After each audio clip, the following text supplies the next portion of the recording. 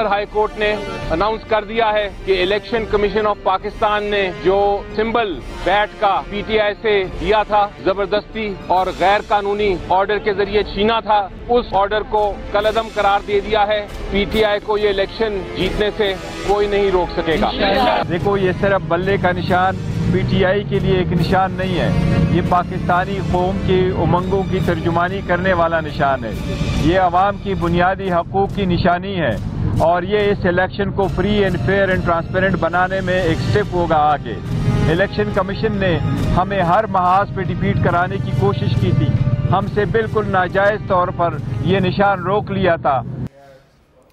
बिस्मिल्लाहिर्रहमानिर्रहीम, अस्सलाम वालेकुम नाज़रीन। पीटीआई की सियासत पर छाए बादल कम हो रहे हैं। आज पीटीआई के हक में बड़ा फैसला आ गया। पिशावर हाई कोर्ट ने पीटीआई इंट्रा पार्टी इलेक्शन और इंतखाबी निशान से मुतल्लिक केस का फैसला सुनाते हुए तहरीक इंसाफ का इंतखाबी निशान बल्ला बहाल कर दिया। नाज़रीन, पिशावर हाई कोर्ट के जस्टिस एजाज अनवर और जस्टिस सैयद अरशद अली ने पीटीआई के इंट्रा पार्टी इलेक्शन के खिलाफ दायर दरख्वास्तों पर समाअत की। दौरान समाअत शिकायत कुनंदा के वकील ने दलाइल में कहा कि पीटीआई लेवल प्लेइंग फील्ड की बात कर रही है तो अपने कारकुनों को भी ये फील्ड दे। पार्टी के कारकुनों को पता नहीं था कि इलेक्शन कहां पर है।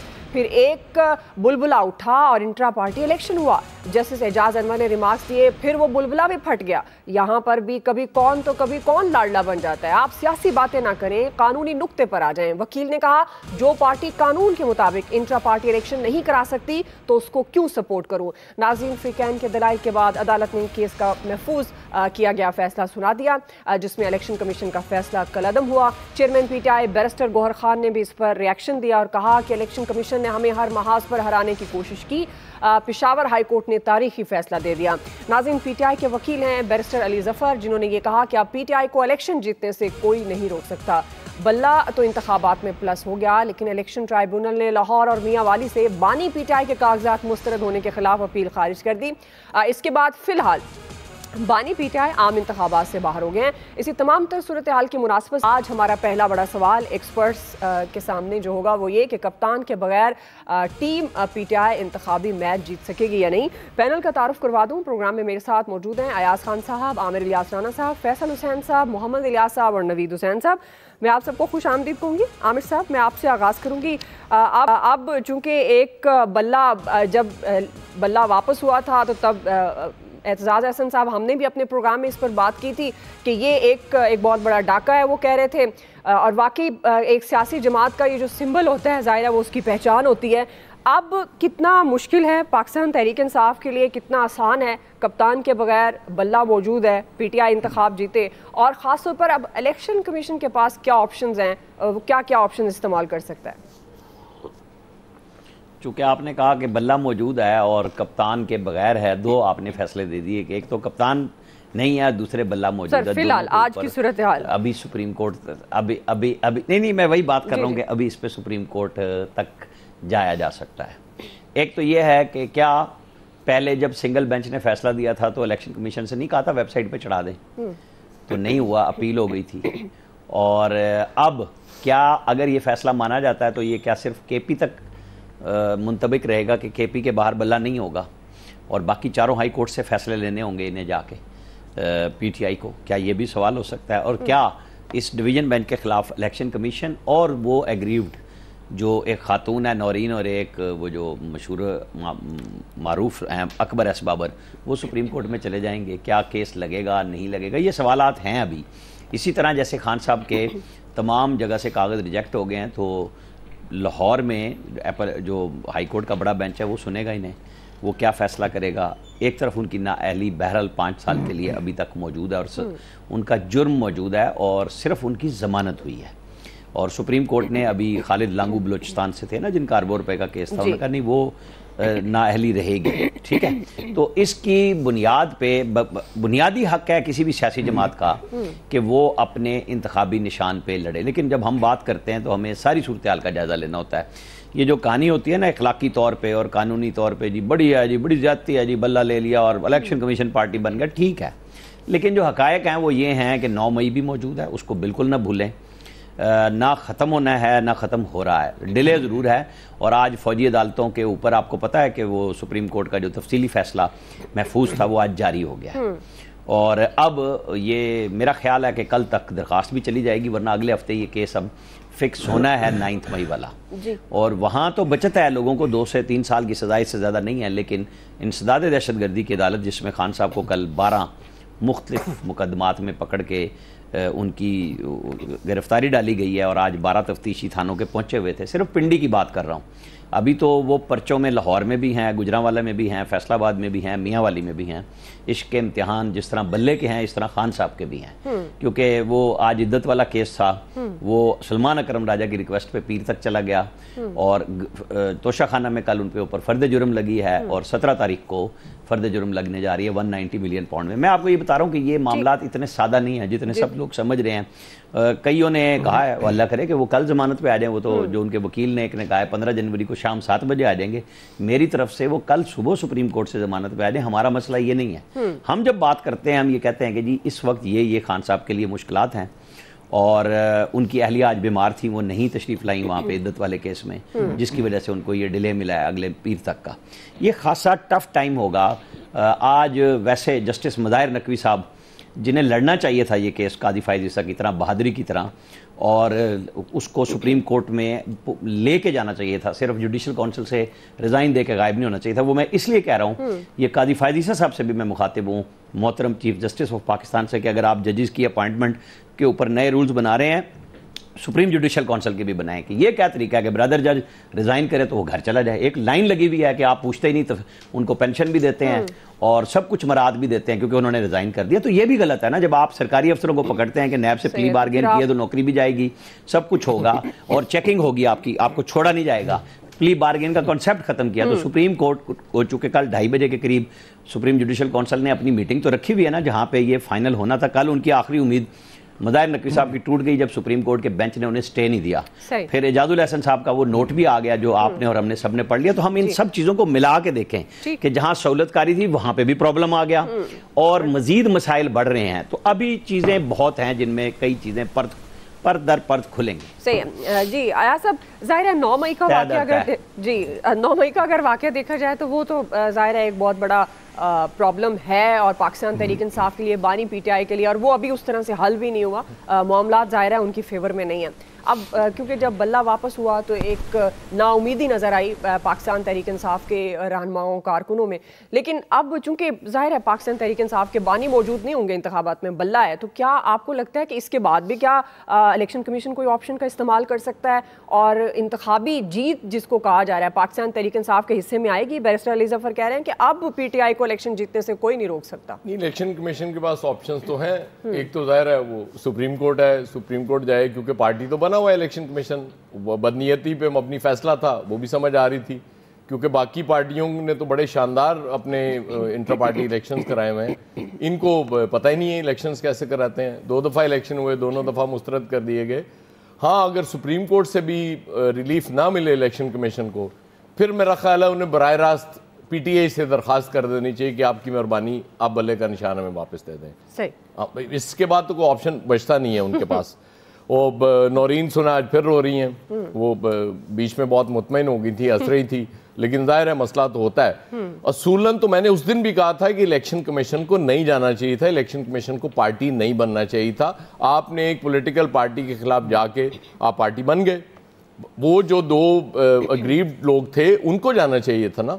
अब शायद ये प्लान कर रहे हो कि उनकी थ्रू कोई कराया जाए, क्योंकि मुझे जो समझ आ रही है कि इलेक्शन कमीशन शायद भाई 9 मई के वाक़यात अपनी जगह, वो अदालतें मौजूद हैं, वो केसेस चलते रहेंगे, उसमें तो वो अलग चीज़ है ना। इससे ये तो एक पॉलिटिकल पार्टी का इंतखाबी निशान, आप उसको इंतखाबी निशान ही नहीं दे रहे और उसके बाद उसे कहते हैं कि वो इलेक्शन में भी उतर जाए।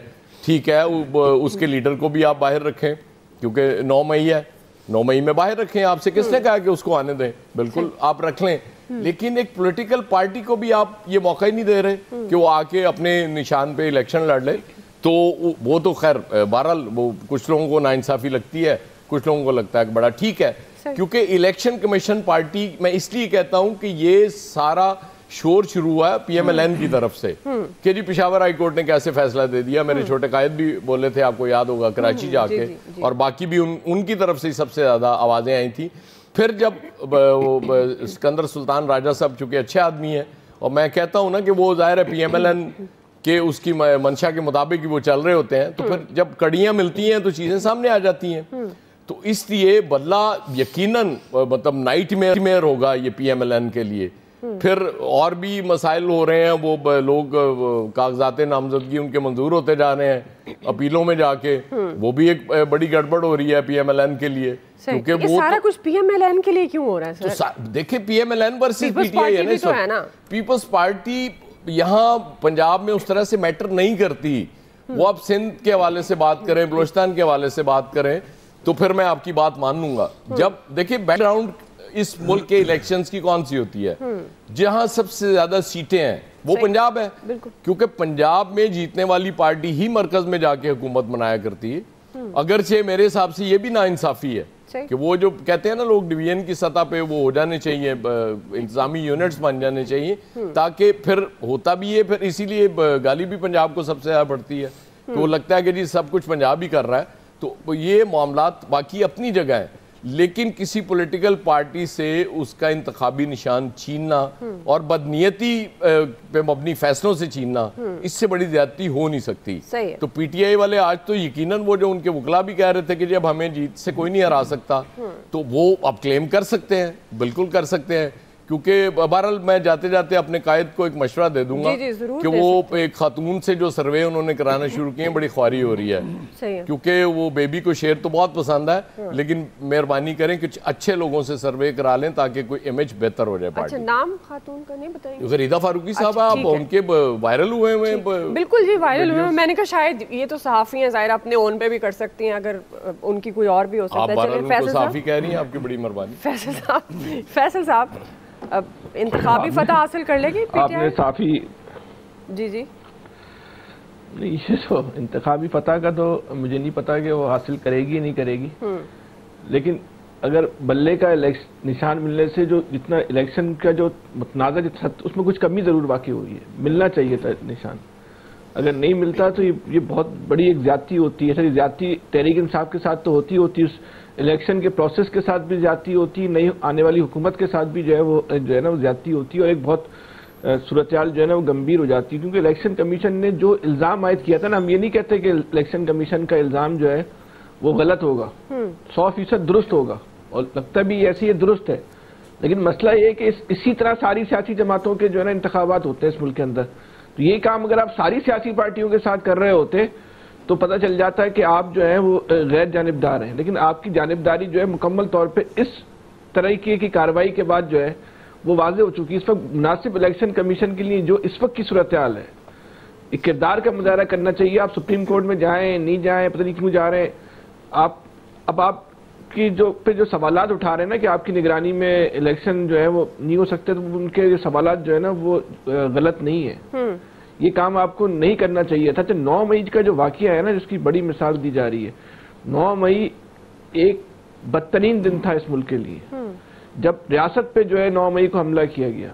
जो लोग 9 मई में मुलव्विस हैं उनको इबरतनाक सजा देनी चाहिए, चौराहों पे फांसी दे के आप लटका दें उसको, लेकिन जो लोग 9 मई में मुलव्विस नहीं है उनको तो आप सियासत करने देंगे ना? सही। या जो 9 मई में जो लोग मुलव्विस हैं वो आके अगर एक माफी की प्रेस कॉन्फ्रेंस करें तो उनका सारा जुर्म जो है माफ हो जाता है।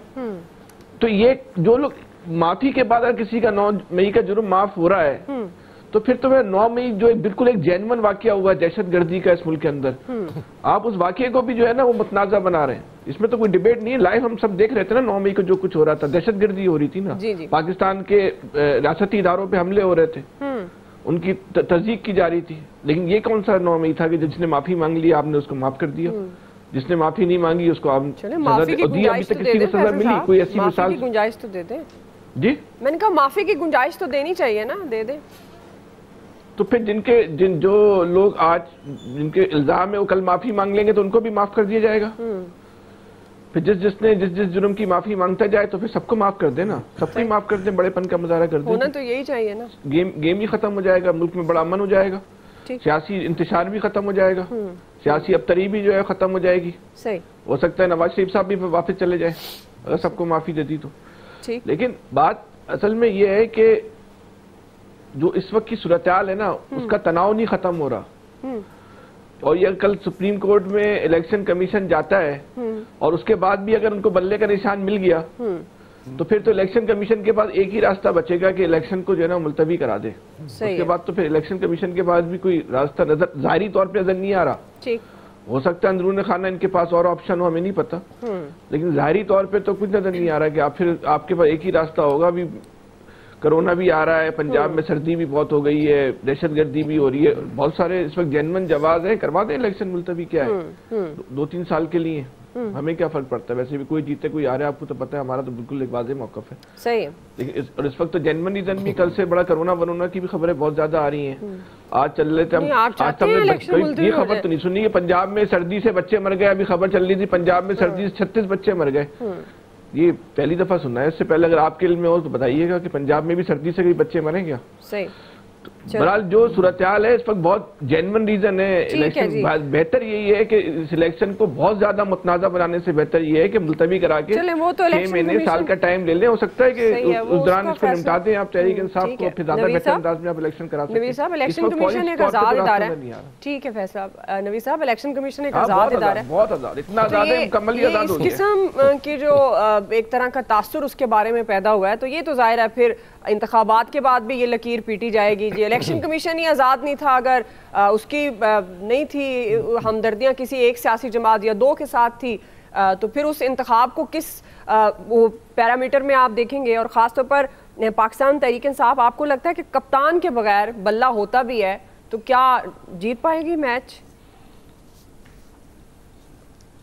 दुआ थोड़ी देर के लिए अगर हम फ़र्ज़ कर लेते हैं कि अप्रैल 2022 नहीं हुआ, वोट ऑफ नो कॉन्फिडेंस जो है वो उसके ज़रिए पीटीआई की गवर्नमेंट नहीं हटाई गई और पीटीआई की गवर्नमेंट ही अभी तक जो है 2024 तक कंटिन्यू करती, तो फिर अगर हम थोड़ा सा पीछे जाएं, माजी में जाएं, जब 2007 में बेनज़ीर भुट्टो की शहादत हुई, उन्हें शहीद किया गया और फिर पीपल्स पार्टी को बावजूद इसके कि आसिफ अली जरदारी के ख़िलाफ़ किस किस्म के जो है एक कैंपेन चलाई गई थी, एक स्लर कैंपेन चलाई गई थी, मिस्टर 10% और पता नहीं क्या क्या, लेकिन उसके बावजूद एक बड़ी तादाद में जो है वो सिंपैथी वोट मिला पीपल्स पार्टी को और पीपल्स पार्टी जो है वो 2008 में इक़्तिदार में आ गई। अच्छा, उसके बाद जो है जो नवाज शरीफ साहब के साथ जो कुछ हुआ, तो जो कुछ भी हुआ उन्होंने 10 साल तक जो है वो जेल में, वो अटक के किले में भी रहे, उसके बाद उन्होंने जलावतनी भी गुजारी और उसके बाद जब उन्होंने पॉलिटिकल कम बैक किया 2011 में आए और 2013 के इलेक्शन को उन्होंने लीड किया, तो सिंपैथी वोट जो था वो नवाज शरीफ को मिला, वो पीएमएलएन को मिला और उन्होंने गवर्नमेंट बनाई। अच्छा, यही चीज अब 2018 का इलेक्शन था, फिर अगेन 2017 में नवाज शरीफ साहब को घर भेज दिया गया। सिंपैथी नवाज शरीफ साहब के साथ थी क्योंकि तासुर यही होता है कि एस्टैब्लिशमेंट जो है वो घर भेजती है, तो घर भेजा गया नवाज शरीफ साहब को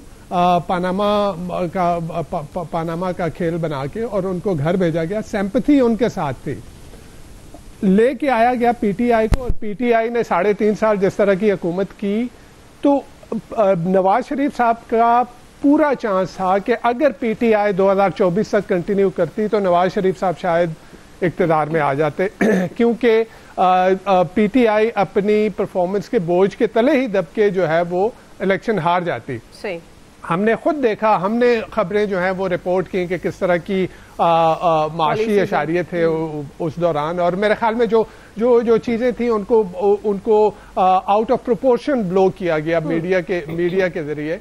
अच्छा, अब हुआ ये कि नवाज शरीफ साहब ने जल्दी कर दी, मेरे ख्याल में पीएमएलएन ने जल्दी कर दी, वो शायद इंतजार करते 2024 तक तो अभी उनके चांसेस ब्राइट होते कि वो दोबारा इक़्तिदार में आ जाते और पीटीआई जो है वो किस्सा पारीना बन चुकी होती, इमरान खान साहब जो है वो रफ्त और गुज़श्त हो चुके होते। लेकिन अभी सिचुएशन ये हुई कि जो वोट ऑफ नो कॉन्फिडेंस आया जिसके जरिए पीटीआई की गवर्नमेंट को ख़त्म किया गया, उसने एक बहुत बड़ा सिंपैथी वोट जो है वो पीटीआई के लिए जनरेट कर दिया है और अब वो सिंपैथी वोट जो नवाज शरीफ साहब को मिलना था वो अब मुझे जो है वो पीटीआई की तरफ जाता नजर आ रहा है।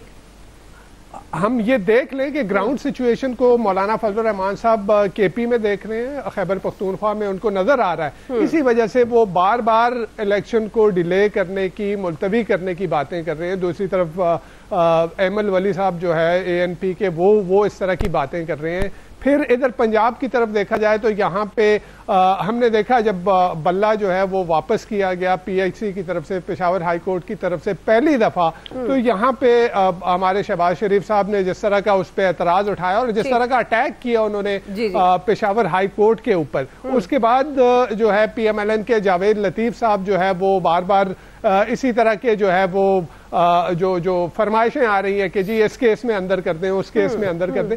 तो चीज ये है कि इनको ये रियलाइजेशन हो गई है कि जो सिंपैथी वोट था जो इन्हें मिलना चाहिए था, इन्होंने जल्दी कर दी और वो सिंपैथी वोट जो है वो पीटीआई की तरफ चला गया है। सही जी। इलियास साहब क्या इंतखाबी फतह हासिल कर पाएगी? अब जाहिर है बल्ला वापस मिलेगा, एक तरह से प्लेइंग फील्ड तो मिल गई पाकिस्तान तहरीक इंसाफ को, लेकिन कप्तान फिलहाल माइनस है।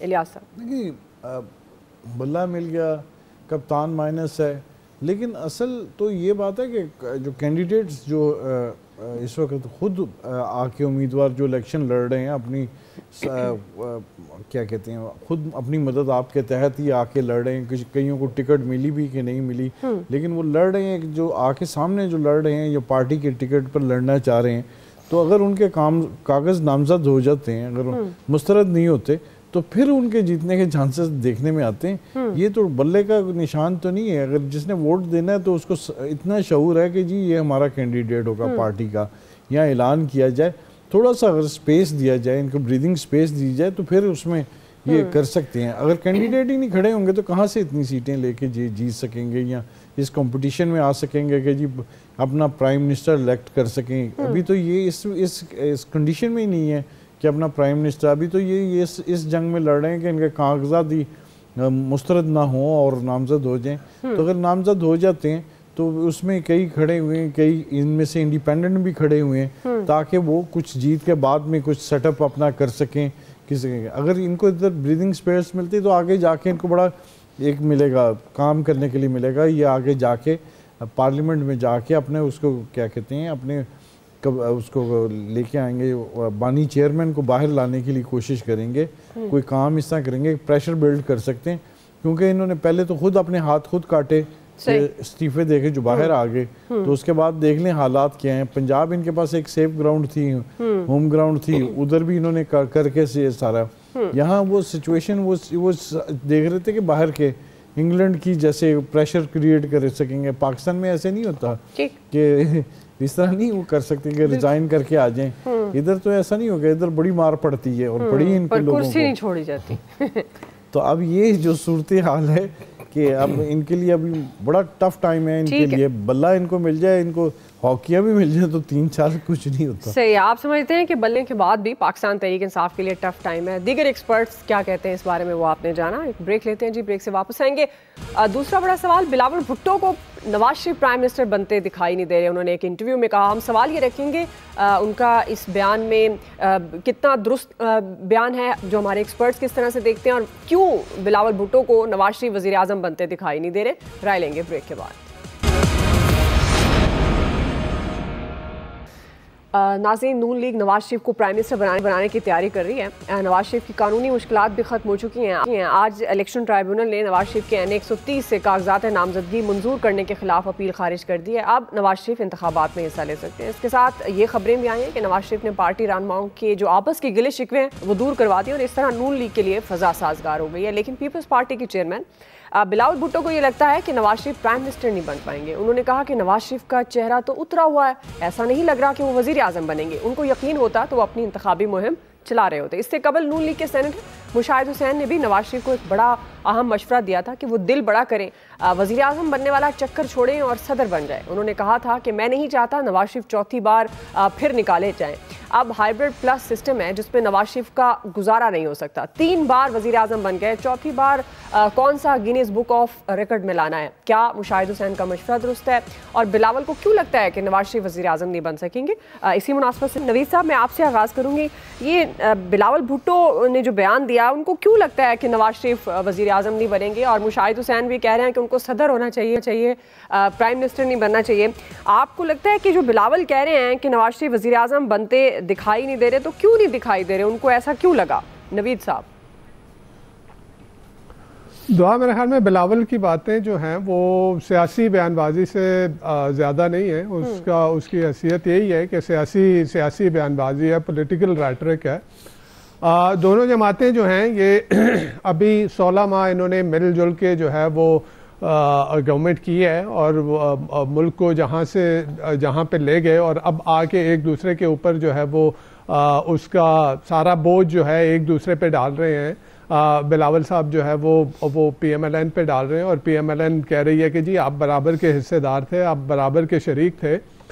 दोनों जमातों ने मिल के ही करना है। और मखदूम अमीन फ़हीम के साहबजादे ने रिसेंटली मखदूम अफाला ने ये एक पेशन गोई की थी कि 2024 के बाद वो पीपल्स पार्टी और PMLN को एक साथ देख रहे हैं गवर्नमेंट में। इसके साथ साथ अगर कुछ दिन पहले जो है वो पीपल्स पार्टी के ही यूसुफ रजा गिलानी साहब ने भी ये कुछ इसी तरह की बात की थी कि पीपल्स पार्टी के बगैर मरकज़ में कोई गवर्नमेंट नहीं बना सकेगा, जिससे बखूबी इस बात का अंदाज़ा लगाया जा सकता है कि जो गवर्नमेंट बनेगी वो इसी तरह का एक मलफूबा सा बनेगा। कोई एक पार्टी जो है वो बड़ी अक्सरियत नहीं लेके आएगी। लेकिन अब उस इलेक्शन को उसको क्रेडिबिलिटी देने के लिए ऑब्वियसली इस तरह की बयानबाजी जो है वो करनी पड़ेगी, क्योंकि एक बड़ी जमात, एक बड़ी अपोजिशन जो है वो इलेक्शन से बाहर है। तो उस इलेक्शन की क्या क्रेडिबिलिटी होगी जिसमें वो ऐसा फिक्स मैच लगे?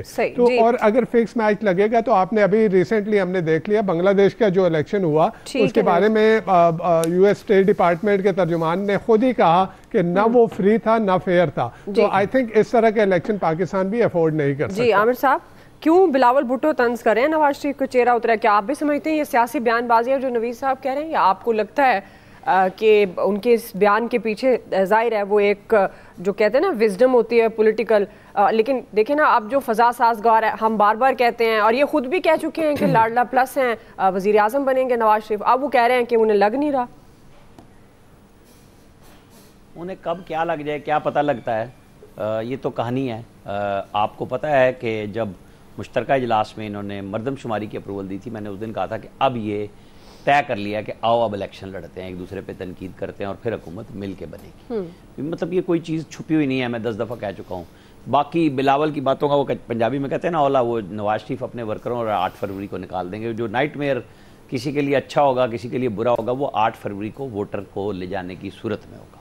अगर आपको अच्छा ख्वाब देखना है, बुरा ख्वाब नहीं देखना, तो वोटर को ले जाएं। जो वोटर को ले जाएगा वो कामयाब हो जाएगा और उसको कोई नहीं रोक सकता। बाकी बातें हैं कि जी क्या फैसले हो रहे हैं, क्या कहानियां हो रही हैं। अब सेक्रेटरी डिफेंस ने खत भी लिख दिया 2017 के धरने के ऊपर। आपको पता है ना कि जो इन्वॉल्व था उसमें सर्विसेज में, क्योंकि वो सुप्रीम कोर्ट का ऑर्डर है, उस पर अमल हो रहा है। फिर जनरल मुशर्रफ के ऊपर सुप्रीम कोर्ट ने सजाए मौत बहाल कर दी। बहुत सारों के लिए ये होता है, लेकिन ये निशानियां होती हैं कि जी सिस्टम ने अगर कभी काम करना है तो चीज़ें चलेंगी, रुकेंगी नहीं, और तभी पाकिस्तान बनेगा।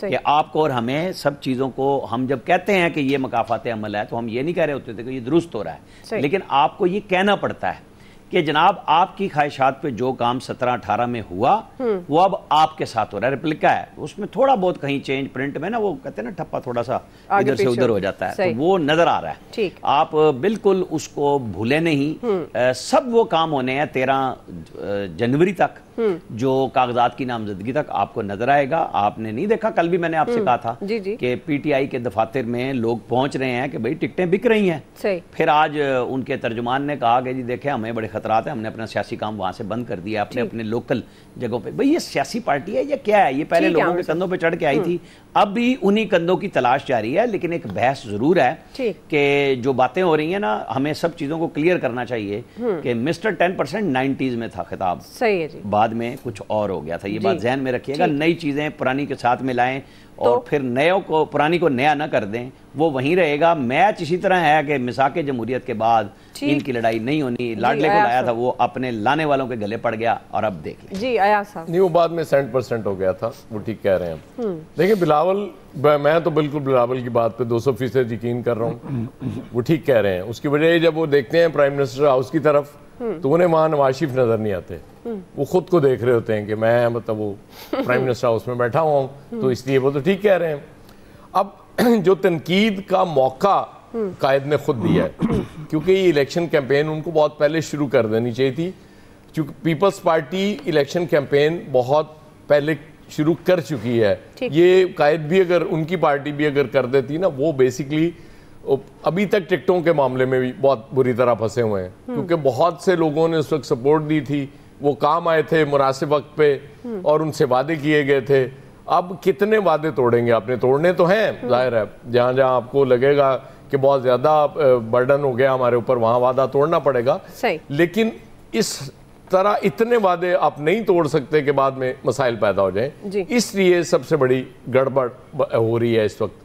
और ये मुझे नहीं समझ आ रही कि ये मोहम्मद अली दुरानी साहब से शुरू हुआ था, फिर मुशाहिद हुसैन भी, और फिर कि जी प्राइम मिनिस्टर ना बने नवाज शरीफ। सही है। और बिलावल तो खैर एक डिफरेंट उसमें पैराए में बात कर रहे हैं, लेकिन ये जो बात हो रही है, ये भी बात को ऐसे ही नहीं है कोई, मतलब इसको आप मकाफाते अमल ना समझें, लेकिन कोई अमल जरूर समझें। सही है। फैसल साहब देखिए, ये जो बिलावल साहब कह रहे हैं ना, ये एक वो है, इसको कहते हैं ना सियासी हमला या सियासी गुफ्तगू। अब जाहिर उन्होंने जब नवाज शरीफ साहब के मुकाबले में इलेक्शन लड़ रहे हैं तो यही कहना है ना कि उनको नहीं देख रहा हूँ, वो एयाज साहब वाली बात कि मैं अपने आप को देख रहा हूँ। इससे ज़्यादा जो है ना वो कुछ मुझे नज़र नहीं आता। लेकिन बात ये कि नवाज तहरीक नून लीग को भी अपनी जो है वो मुहिम शुरू करनी चाहिए, और आप पे जो इल्ज़ामात लग रहे हैं या गुफ्तगू हो रही है, उसका सबसे बेहतर इलाज तो यही है कि आप मुहिम में आएंगे तो हो सकता है कि आप इतनी पब्लिक जो है वो जमा कर लें, जिससे तासुर कायम हो रहा है कि आपके पीछे मुकम्मल तौर पे आपको इलेक्शन में जो है बगैर अवामी कुव्वत के पहुंचाने की कोशिश की जा रही है। हो सकता है हम एक गुमान कर लेते हैं कि आपके जलसे हो वो इस तासुर की नफी कर दें कि नहीं भाई हमारे साथ तो पब्लिक है, टीवी मीडिया दिखा रहा है, डिजिटल मीडिया दिखा रहा है, इलेक्ट्रॉनिक मीडिया दिखा रहा है, अखबारात की तस्वीर दिखा रही है। लेकिन इसके लिए उसी सूरत में मुमकिन है कि जब नून लीग जो है वो संजीदगी का मुजाहरा करे। सही। और नून लीग की संजीदगी का आलम यह है कि आज मैं कहीं पढ़ रहा था कि आज नून लीग के में कोई इजलास हुआ है जिसमें मंशूर के हवाले से ना ब्रीफिंग दी गई है। ये अब तक अपना मंशूर भी फाइनल नहीं कर पाए। तो मंशूर कमेटी तो टिकटों का फैसला नहीं कर रही होगी ना। 30 साल की पार्टी है आपके पास, तो मंशूर किताब की शक्ल में 24 घंटे होना चाहिए था। ठीक। लेकिन आज भी आप जो है वो अपना आज की तारीख में भी जो है आप अपना मंशूर जो जिस इलेक्शन में अब शायद 30 दिन नहीं रह गए। जी ऐसे ही है। आपने अपनी राय कह रहा हूँ कि हम बहुत बड़ी खुशगुमानी का मुजाहरा करते हैं कि अवाम इनके साथ है। जब जुलूस होंगे अंदाजा हो जाएगा ना। ठीक है जी। लेकिन ये खुद कह रहे हैं कि हमारे पास तैयारी पीटीआई अपना और पीएमएलएन ने 16 दिन और 20 दिन पहले दिया था। ये मंशूर इसी तरह होता है, पहले भी 16 दिन और 20 दिन पहले आया था। वैसे भी आपके वो उसका राय का इंतजार कर रहे हैं, उन्होंने राय मांगी हुई है फैसल आपसे मंशूर के लिए। वो पोर्टल पर जमा करवा दें राय, उसमें ये यार साहब ने तो जमा करा दी गरीदा मलूकी की तरह। तो वो बस मैं तो कायद की बात टाल ही नहीं सकता। बिलावल साहब को तो ये है कि उन्होंने होम ग्राउंड पर आके खेलना शुरू कर दिया। मियाँ साहब की होम ग्राउंड जो लाहौर है, लाहौर में उनके हल्के में चले गए, उनके घर के पास जाके एक जलसा करके आए और आज भी लाहौर में NE 127 में जलसा कर रहे हैं और मुसलसल यहाँ जलसा कर रहे हैं अपने हल्के में। और उन्होंने बल्कि अपनी टीमें भी तश्कील दे दी हैं जो कि मुख्तलिफ हल्कों में सारा दिन रहती हैं और जाके कंपेन कर रही हैं उनकी। तो जाहिर है वो कहते हैं कि लाहौर में वो मैदान मारना चाहते हैं, तो जाहिर है वो एक टफ टाइम देना चाहते हैं और नहीं चाहते कि मियाँ साहब प्राइम मिनिस्टर आए। और उनकी पेशन गोई हैं, वो तो कह रहे हैं कि पीपल्स पार्टी की जानब से कोई होगा और नामजद भी कर दिया गया उनको। तो इसलिए जो सूरत हाल है कि पीपल्स पार्टी तो देखना नहीं चाहती कि मियाँ साहब प्राइम मिनिस्टर हों, वो अपना प्राइम मिनिस्टर देखना चाहती हैं। और उन्होंने जो मेहनत जिस तरह सिंध में कर रहे थे इसी तरह लाहौर में अब मेहनत उस तरह शुरू कर दी है और जलसे कर रहे हैं, बाकायदा स्टेज सज रहे हैं और बाकायदा कैंपेन एक जैसे लॉन्च कर दी जाती है पीपल्स पार्टी की जानब से वो कर दी गई, जबकि मुस्लिम लीग नून ने उस तरह उस कैंपेन स्टार्ट नहीं की जिस तरह करनी चाहिए। चलें ठीक है, तो आपका पॉइंट आ गया, वक्त मेरे पास खत्म हो गया। आप सबका बहुत शुक्रिया। आज के एक्सपर्ट से इतना ही, फीडबैक दीजिएगा। ख्याल रखिए, अल्लाह हाफिज़।